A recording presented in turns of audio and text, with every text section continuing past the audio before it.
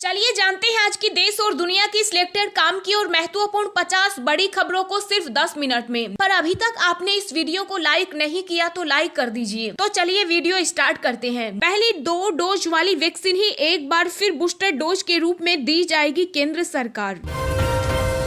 ग्रामीण उजाला योजना के 7 साल हुए पूरे। देश के कई राज्यों में 3 साल की वारंटी के साथ 10 रुपए में मिल रहे LED बल्ब।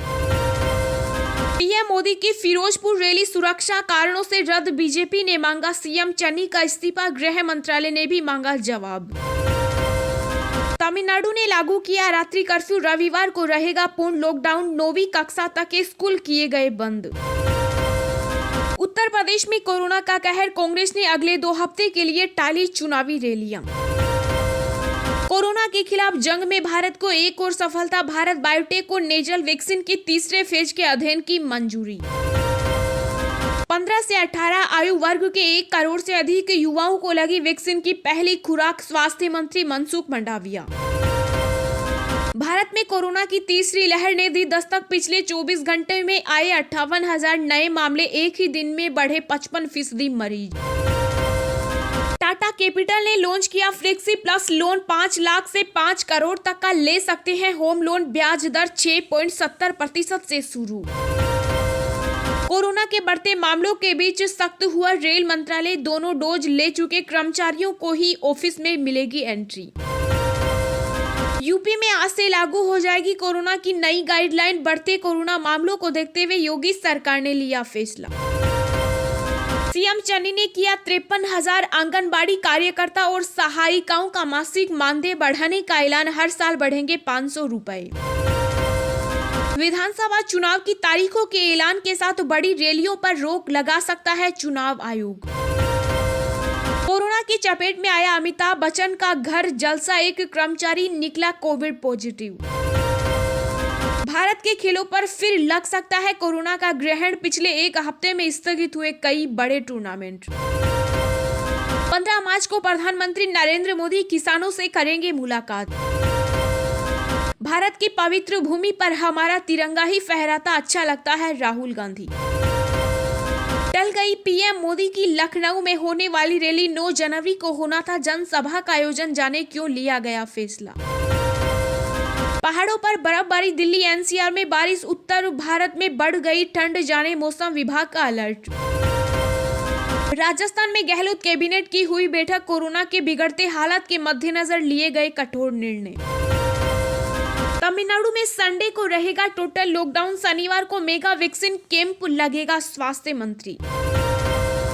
मुंबई में कोरोना का कहर। बेस्ट के बस ड्राइवर समेत 60 कर्मचारी हुए कोरोना पॉजिटिव। दिल्ली में आ चुकी है कोरोना की 5वीं लहर। बोले स्वास्थ्य मंत्री सत्येंद्र जैन।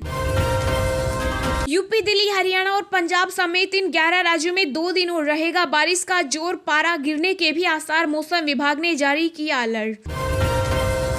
अब कंफर्ट टिकट के लिए नहीं होगा झंझट। भारतीय रेलवे ने कुछ ट्रेनों के डिब्बे बढ़ाने का किया ऐलान। उत्तर प्रदेश में नाइट कर्फ्यू की टाइमिंग 2 घंटे और बढ़ी। 10वीं क्लास तक के स्कूल हुए बंद। दिल्ली में सामने आ सकते हैं कोरोना के 10,000 मामले। 10% पहुंच सकती है संक्रमण दर। अखिलेश यादव पर भड़के असदुद्दीन ओवैसी। कहा आप मुसलमानों के खिरात में मिले वोट से बने थे सीएम। SBI, HDFC और ICICI बैंक के अकाउंट होल्डर्स के लिए जरूरी खबर। RBI ने दी बड़ी जानकारी। प्रयागराज माघ मेले में शामिल होने के लिए RT-PCR नेगेटिव रिपोर्ट जरूरी। सीएम योगी ने दिए निर्देश। हर दिन 3 से 4 लाख सैंपल की हो जांच। मुख्यमंत्री योगी आदित्यनाथ आज जाएंगे ग्रेटर नोएडा के दौरे पर। ट्विन सिटी को देंगे 1000 करोड़ की सौगात। राजस्थान में कोरोना की तीसरी लहर ने दी दस्तक। हर तीसरे दिन 2 गुने हो रहे नए मरीज। जयपुर के बाद जोधपुर बना नया एपीसेंटर। बिहार मुख्यमंत्री आवास में हुआ कोरोना विस्फोट। 3 दर्जन से ज्यादा कर्मचारी पॉजिटिव। दोनों डिप्टी सीएम भी हुए संक्रमित। भटिंडा एयरपोर्ट तक जिंदा लौटा। अपने सीएम को धन्यवाद कहा। पंजाब के अधिकारियों से बोले मोदी। यूपी के सरकारी कर्मचारियों के लिए खुशखबरी। इसी महीने वेतन के साथ मिलेगा यह भत्ता। आदेश जारी। फ्रांस में खोजा गया नया कोविड-19 वेरिएंट IHU ओमिक्रॉन की तुलना में ज्यादा म्यूटेशन। सीडीएस बिपिन रावत का चोपर क्रेश कैसे हुआ, वायुसेना ने जांच रिपोर्ट रक्षा मंत्री राजनाथ सिंह को सौंपी। बढ़ते कोरोना संक्रमण के कारण यूपी में कांग्रेस की मैराथन दौड़ स्थगित। राजस्थान के कई जिलों में बारिश का दौर जारी, कई जगहों पर ओलावृष्टि की चेतावनी। अब दिल्ली मेट्रो में दिखेगी बिहार की खूबसूरती, पर्यटकों को आकर्षित करने की बनी योजना। जम्मू कश्मीर सरकार ने शुरू किया सफाई अभियान, भ्रष्ट पुलिसकर्मियों पर अब गिरेगी गाज। कोरोना के बीच आई अच्छी खबर, 18 नवंबर के बाद सेंसेक्स हुआ 60,000 के पार। एक्सपर्ट ने कहा पैसा बनाने का ये सही मौका। पुष्पराज जैन के घर छापेमारी में इनकम टैक्स की टीम को मिली करोड़ों रुपए और लेन देन के दस्तावेज, जांच अभी भी जारी। केंद्र सरकार ने सुप्रीम कोर्ट में दिया हलफनामा, कहा दिल्ली पुलिस कमिश्नर के पद पर अस्थाना की नियुक्ति जायज। मशहूर सिंगर सोनू निगम, उनकी पत्नी और बेटा हुए कोरोना पॉजिटिव। पुलवामा में सुरक्षा बलों और आतंकियों के बीच हुई मुठभेड़, एक पाकिस्तानी समेत सेना ने मार गिराए JEM के कई आतंकी। पश्चिमी विक्षोभ से बदलेगा मौसम का मिजाज, कई राज्यों में बारिश, कोहरा और ओलावृष्टि की संभावना। जी हाँ दोस्तों, और भी बहुत बड़ी काम की खबरें निकल कर आ रही है, इसलिए वीडियो को लास्ट तक जरूर देखना। तो चलिए अब जानते हैं जो महत्वपूर्ण खबरें हैं उनको विस्तार से। पर इससे पहले अभी तक आपने इस वीडियो को लाइक नहीं किया तो लाइक कर दीजिए। पहली 2 डोज वाली वैक्सीन ही बूस्टर डोज के रूप में दी जाएगी केंद्र सरकार। जी हां, भारत के कोविड टास्क फोर्स के प्रमुख डॉक्टर VK पॉल ने बुधवार 5 जनवरी को कहा कि बूस्टर या प्रीकॉशन डोज के रूप में तीसरी डोज पाने के योग्य लोगों के लिए वैक्सीन का कोई मिश्रण नहीं होगा। इसका मतलब है कि जिन लोगों को कोविशील्ड की 2 डोज मिले हैं उन्हें इस बार वही वैक्सीन मिलेगी, और जिन लोगों को भारत बायोटेक का कोवैक्सीन मिला है उन्हें उसी वैक्सीन का तीसरा डोज मिलेगा। गौरतलब है कि कोरोना के नए वेरिएंट ओमिक्रॉन के खतरे के मद्देनजर वैक्सीन बूस्टर की निरंतर मांग के बाद पिछले महीने प्रधानमंत्री नरेंद्र मोदी ने प्रीकॉशन डोज की घोषणा की थी। वैक्सीन की यह तीसरी डोज 10 जनवरी से फ्रंटलाइन वर्कर, स्वास्थ्य कर्मियों और कोमोर्बिडिटी वाले 60 से अधिक लोगों के लिए उपलब्ध होगी। टल गई पीएम मोदी की लखनऊ में होने वाली रैली, 9 जनवरी को होना था जनसभा का आयोजन, जाने क्यों नहीं लिया गया फैसला। जी हां, बारिश के कारण प्रधानमंत्री नरेंद्र मोदी की पंजाब की रैली के रद्द होने के बाद अब 9 जनवरी को लखनऊ में होने वाली रैली भी टल गई। सूत्रों के मुताबिक बारिश की आशंका और कोरोना के बढ़ते मामलों को देखते हुए यह फैसला लिया गया। जानकारी के मुताबिक मौसम विभाग ने लखनऊ में 8 और 9 जनवरी को बारिश की संभावना जताई। यही कारण है कि पीएम मोदी की रैली को टाल दिया गया। इधर कांग्रेस ने देश में कोरोना वायरस संक्रमण के मामलों में लगातार हो रही बढ़ोतरी के मद्देनजर उत्तर प्रदेश समेत 5 चुनावी राज्यों में अगले 15 दिनों के लिए बड़ी जनसभाओं और कार्यकर्ताओं का आयोजन नहीं करने का फैसला किया। पार्टी सूत्रों ने बताया कि सबसे पहले उत्तर प्रदेश कांग्रेस कमेटी के नेताओं से बातचीत करके निर्णय लिया गया कि राज्य में बड़ी चुनावी सभाओं, कार्यक्रमों और मैराथन का आयोजन नहीं किया जाएगा। सूत्रों का यह भी कहना है कि हमारे लिए लोगों का स्वास्थ्य और जान पहले है, चुनावी हार और जीत में बाद में आती है। हम नहीं चाहते कि एक बाद में फिर से देश में कोरोना की दूसरी लहर जैसी स्थिति पैदा हो जाए। हमारे लिए देश और देशवासी पहले हैं। हम प्रधानमंत्री नरेंद्र मोदी और भाजपा से कहेंगे कि वे भी कांग्रेस से सीखे और लोगों के हित में फैसला करें।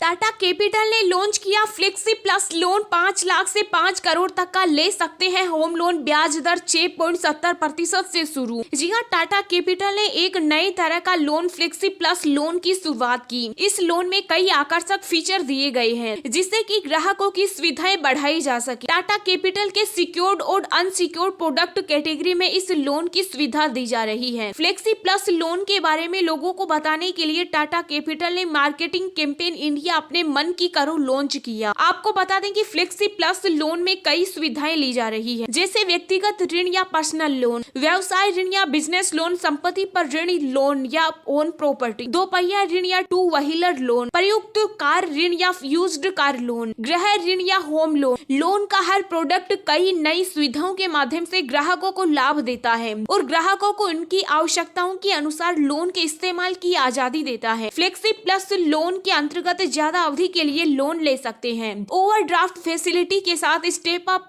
प्लान की सुविधा मिलती है। फ्लेक्सी प्लस लोन के लिए एक खास अभियान इंडिया अपने मन की करो चलाया जा रहा है, जिससे लोन के बारे में लोगों को बताया जाएगा। इस अभियान में 3 कॉमेडी छोटी फिल्में शामिल है, जो नए उत्पाद की पेशकश की मुख्य विशेषताओं पर प्रकाश डालती है।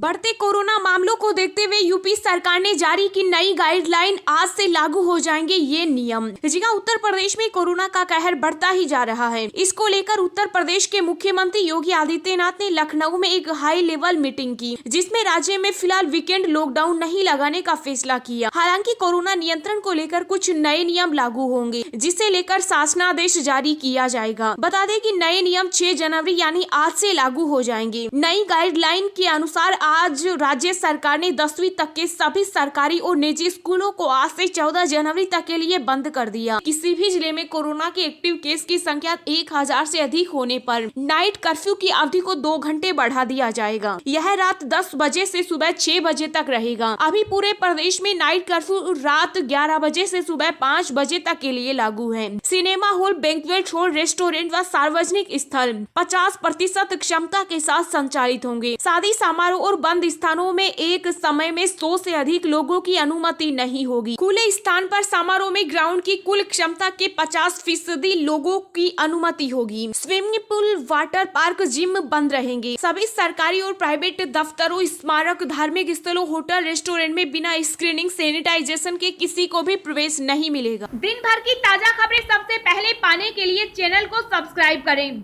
और बेल आइकन को प्रेस करके ऑल को सेलेक्ट करें।